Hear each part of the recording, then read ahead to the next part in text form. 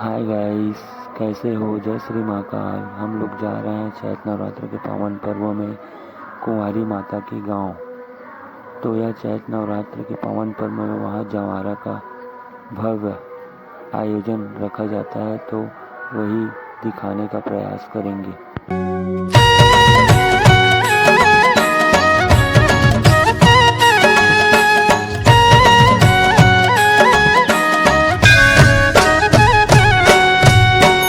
आरुग है कल सादाई आरुग बाती वो आरुग दिया ना जला